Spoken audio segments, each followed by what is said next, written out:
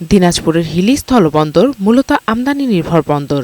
ভারত থেকে এ বন্দরে প্রায় ৭০% পণ্যই আমদানি হয়ে থাকে। তবে বর্তমানে বাড়ছে রপ্তানির পরিমাণও, যেখানে বেকারি পণ্য, রাইস ব্র্যান অয়েল বা তুষের তেল উল্লেখযোগ্য। সেই সাথে রপ্তানি তালিকায় রয়েছে ধান মাড়াই machine, toast biscuit, mango juice, ঝুট কাপড়, নুডলস সহ পণ্য সামগ্রী।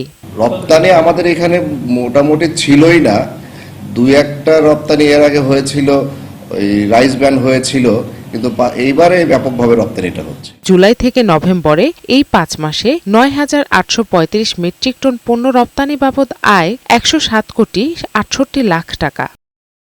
তবে ভারতের অভ্যন্তরে অবকাঠামোগত সমস্যা, কাস্টমস সংশ্লিষ্ট ঊর্ধ্বতন কর্তৃপক্ষের অফিস সংকট সহ বেশ কিছু জটিলতা রয়েছে, যার সমাধান হলে রপ্তানির পরিমাণ আরও বাড়বে বলে মনে করছেন বন্দরের ব্যবসায়ীরা। পোর্টের এবং ব্যবসায়ীদের কর্মচঞ্চলতা বৃদ্ধি পেয়েছে।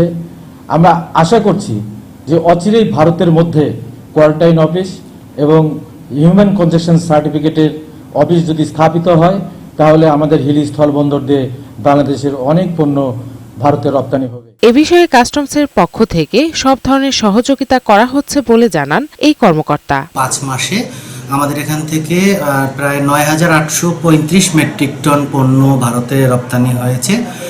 এতে বৈদেশিক মুদ্রা অর্জিত হয়েছে প্রায় ৮৭,৫৪,০০০ মার্কিন ডলার, যেটা বাংলা টাকায় কনভার্ট করলে এটা দাঁড়ায় প্রায় ১০৭,৬৮,০০,০০০ টাকা। সব ধরনের সংকট কাটিয়ে এ বন্দর দিয়ে পণ্য রপ্তানির পরিমাণ আরও বাড়বে বলে আশা ব্যবসায়ীদের। জান্নাতুল ফিরদাউস কণা, বৈশাখী সংবাদ।